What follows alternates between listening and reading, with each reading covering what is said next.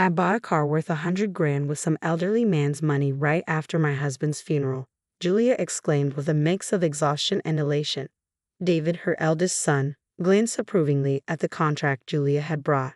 Whose money are you talking about? What on earth is going on? I couldn't help but raise my voice in frustration. Despite Ashley and I mourning the loss of my husband, David and his wife seemed not only unfazed but almost pleased. The insurance money will be deposited soon. Plus, there should be an inheritance, Julia continued, pulling out an unexpected item from her bag, a bank book belonging to my late husband. I burst into laughter. What's so funny? You're planning to use that to buy. David started, but my laughter cut him off. I feel sorry for you because that bank book, I managed to say between gasps of laughter, is practically worthless now. My words hung in the air, turning the faces of David and his wife pale. My name is Amanda Simpson. I was married to Chris and blessed with 2 children, Ashley and David. Chris came from a family of doctors with both his parents holding medical licenses. Chris himself worked tirelessly from a young age to join their ranks, drawn by his admirable character and dedication. I got to know Chris through a friend's introduction, and we became a couple. Seeing Chris's dedication, our daughter Ashley also decided to pursue a career in medicine. Though Ashley wasn't naturally academically gifted, her diligence was evident every day. As her mother, I witnessed her efforts firsthand. I never pushed her to become a doctor, but Chris was overjoyed when she decided to pursue it on her own. Mom, I got an honor rating from Medical University, Ashley exclaimed one day, achieving her dream acceptance in high school. Tears welled up in my eyes at her success. It's not just an acceptance yet, I still have to work hard without letting my guard down, Ashley added humbly. I was genuinely proud to see her grow into such a kind and resilient person. However, our eldest son, David, was quite different. Born prematurely, David had always been fragile, and I might have been overly protective of him. But as he grew, he became stronger and eventually caught up with his peers physically. He excelled academically without attending any cram schools, consistently scoring perfect marks in elementary school tests. He's grown up wonderfully, I reassured myself. But in the latter half of his middle school years, David started coming home with bruises every day. David, what happened to you? I asked with concern. They're just bruises from fights. Maybe I got into some scuffles, he shrugged off my concern. He's a boy, after all. These things happen, Chris laughed it off. In hindsight, I should have listened to Chris and let things be. But my overprotective nature towards David made me anxious. I constantly questioned him about the fights and who hurt him, which only drove him away. You're so annoying. If you ask me one more time, I'll never speak to you again, David snapped at me one day. Despite Chris's advice, I kept pushing. With every bruise that healed, another would appear. All I could do was watch over him with worry. While David was academically talented, he spent most of his time fighting and eventually attended a local public high school. I hoped that as he outgrew his teenage years, he would discuss his future or college plans. But David remained unchanged. Hey, Mom, give me some money, David demanded one day with rude language. If you think acting like a delinquent makes you cool, you're gravely mistaken, Ashley chimed in, worried about her brother's behavior. Fearing for Ashley's safety, I quickly handed David a $50 note for lunch money. He clicked his tongue in annoyance and left, leaving Ashley glaring after him. How did it come to this? Did I spoil him too much? I wondered, troubled by David's behavior every day. I couldn't help but reflect and blame myself. While his classmates prepared for university entrance exams, David remained unchanged. Chris tried to talk to him multiple times out of concern, but David started hurling abusive words at Chris.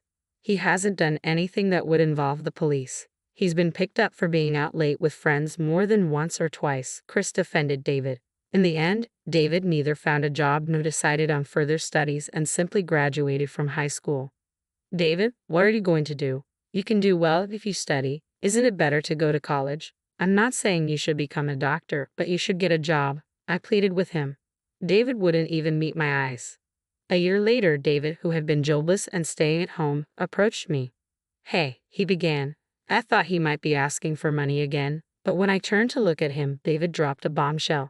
I'm having a kid. I'm getting married. I was left speechless from the shock. But I'll start working. Can my wife and I live here? I still don't fully understand the situation. Let's discuss this with your father first, I managed to say. That night, Chris, David, and I had a serious conversation. As parents, we came to terms with David's decision to work and his determination to start a family. We decided to accept this new chapter. On the day we were to meet his wife, Chris Ashley, and I waited anxiously at home. David was late in returning with her, which worried us. We tried reaching out but couldn't get in touch. Contrary to our anxiety, they finally arrived just before 3:00 p.m. "We're back," David announced. "Wow, this place is massive. It's like a mansion." "It's nice to meet you. I'm Julia," the woman David brought home greeted us. Despite claiming to be pregnant, she wore high heels and a short skirt that seemed inappropriate for the chilly weather. Her long, shimmering nails held a plastic bag from a baby goods store. "Nice to meet you. I'm David's mother," I replied, taken aback by her appearance and demeanor. "You're prettier than what David described." "Nice to meet you, Amanda," Julia replied casually. Her behavior lacked any semblance of manners, leaving me simply stunned. "Where's my room?" Julia continued, unfazed. "Oh, we haven't decided yet." "Okay, I'll just leave the baby stuff in the living room then," Julia said, entering the house and heading straight for the living room. She greeted Chris and Ashley with the same casual tone. "The checkout line was so long. Sorry for being late. You all waited, right?" Julia remarked casually, making herself at home. Chris, Ashley, and I exchanged glances, speechless at her audacity. We had expected a simple greeting, but Julia acted as if she owned the place, placing a ton of luggage in the living room without a second thought. I greeted Julia again, noting she was 22 years old. Apparently, she worked part-time at a bar. As a child, her parents divorced, and she was raised by her father. However, he later disappeared, and she grew up in a children's home. It must have been tough without any family, but I couldn't excuse rudeness based on circumstances alone. Ashley then engaged Julia in conversation about her pregnancy. "How many weeks pregnant are you now? I noticed earlier you're wearing high heels. Your belly doesn't seem to be showing yet, but it's risky," Ashley expressed concern. I felt relieved hearing Ashley's caring words. David chimed in on Julia's behalf. "I thought the same. Julia apparently only has heel shoes. Buy her some, Mom." Suddenly, the conversation turned to me, catching me off guard. "Oh, don't be surprised. You probably don't know my taste, right? If you give me money, I'll choose for myself," Julia said without hesitation. I was at a loss for words at Julia's boldness. Ashley intervened sharply. "Why should Mom buy it? Why don't you, David? The baby inside me is her grandchild, isn't it?" "So what? It's your child, not hers," Julia retorted casually. Ashley was furious. Is this what a sister-in-law is supposed to be like? Hilarious. Chris remained silent, visibly uncomfortable with the escalating tension. What kind of attitude is this? She seems to be looking down on us even though we just met. However, we have to live together from now on. It wouldn't be wise to fight. I attempted to defuse the situation. In time, her maternal instincts will grow, and she'll adjust. I hoped aloud. When that time comes, she should naturally stop wearing heels and remove those nails. That's all I can hope for. Ashley, particularly concerned as a future doctor, added sharply, "Anyway, make sure you earn and buy appropriate shoes before your belly gets larger. Also, remove those nails if you can't manage a pulse oximeter. They'll definitely need to come off." With that, Ashley stormed out of the living room, locking herself in her room. Julia seemed amused but laughed when David reassured her. "Don't worry about her. She's just jealous because—" Before Julia and David's life together began, Julia went to work but neglected household chores, often using her pregnancy as an excuse. David would start jobs but frequently quit after arguments, causing headaches. Chris remained silent about their behavior, seemingly resigned to their ways. Unexpectedly, Chris collapsed at the hospital where he worked. Despite immediate treatment, he couldn't be saved. Devastated by his sudden passing, I found strength with Ashley's support to arrange his funeral. On the morning of the funeral, I told Julia, "It's fine if you stay home, Julia. Your pregnancy must make it hard for you." "Really? Okay, I'll stay home," Julia gladly accepted, understanding the custom of pregnant women not attending funerals in our region. Feeling uneasy, I noticed Dave texting Julia during the funeral. Though I warned him, I let it slide given the circumstances. After returning home, mentally and physically exhausted, Ashley and I discussed dinner in the living room when Julia descended from upstairs, handing some documents to David. "Tired, huh? Did your old man make it to heaven?" Julia remarked with a laugh. David joined in, saying, "Might be hell. You just came back from the funeral." What are you saying? Ashley snapped, furious. I lacked the energy to get angry. Come on, Ashley, just go with it. Julia shrugged, pointing at the documents she gave David. Curious, Ashley and I looked over the papers. What's this? What do you mean, go with it? I asked, my frustration growing. Chris has passed away, and while Ashley and I were grieving, you two seemed pleased instead of saddened. We'll get the insurance money, right? And there should be an inheritance, Julia continued casually, pulling out a bank book from her bag. Dad's bank book. Julia, did you take that while we were out? That's disrespectful, I exclaimed. We lived together, so it's not stealing. Besides, David knew where the bank book was, Julia retorted defiantly, glancing at David. David's silent agreement confirmed he was involved. I looked dejectedly at the bank book in Julia's hand. Chris's name was clearly written on it, but upon closer inspection, I noticed something odd about the bank book, and once I realized the cause of the inconsistency, I burst into laughter. It had been a long time since I had laughed so hard. Julia frowned at my uncontrollable laughter. What's so funny? Have you lost your mind, madam? David hurled insults at me, but I wasn't even mad anymore. All this time, I thought David was smart, but I was wrong. I feel sorry for this foolish couple, I chuckled. So, you wanted to buy a car, right? Have you signed the contract? Are you going to use that money? I feel sorry for you. Upon hearing my words, David hastily took the bank book from Julia and opened it. What the hell? There's only $3 in here, he exclaimed in shock. The couple stared at the bank book in disbelief. This is a joke. There's supposed to be an inheritance, and the insurance money should be deposited too. David fumed, echoing Julia's concern. Yes, there's an inheritance and insurance money. Both of my parents-in-law passed away early, and Chris had a lot of inherited and accumulated assets. I explained calmly. Notably, Chris wasn't just a doctor but also owned several hospitals. His total assets amounted to $1 million. However, most of those assets have been donated and are now gone. The medical fees he received from patients. He wanted to use them to help other patients. Didn't you know? He made a large donation, and it was in the newspapers. David began to tremble, realizing his ignorance of family matters and his lack of interest in reading newspapers. Moreover, the remaining money is managed in an online bank. I can't access it until we complete the inheritance procedures. What about the insurance money? When will it be deposited? Julia interjected, grabbing the bank book in a rush. Ashley, who was standing next to me, began to laugh. Don't you know, insurance money is not deposited into the account of the deceased, but to the beneficiary's account. It'll be transferred to my account and my mother's. Hearing this, Julia's grip slipped, and the bank book fell from her hands. David looked dumbfounded, and Ashley and I exchanged amused glances. What am I going to do now? I've already signed contracts, Julia muttered in disbelief. I had added so many options and they told me I couldn't cancel. Mom, please, just this once, lend me some money. David knelt beside the distraught Julia. It had been so long since he called me Mom. It felt unfamiliar, as if a stranger was asking for a favor. I don't know, figure it out yourselves. I pushed them away coldly. Today, I couldn't forgive the actions of my eldest son and his wife. I'm sure Chris felt the same. Mom, you must be tired. Let's go to bed, Ashley said, intervening. Yes, I'm not in the mood for dinner either. Ashley and I stood up, ignoring the two who were sweating in the living room, and headed to the bedroom. It seemed that during the funeral, David had been communicating with Julia about a deal. I thought they were concerned about their health, but it seemed the car was more important than their unborn child. In his lifetime, Chris always said he didn't want to leave a single penny to David and Julia. As planned, the insurance money was transferred to Ashley and me.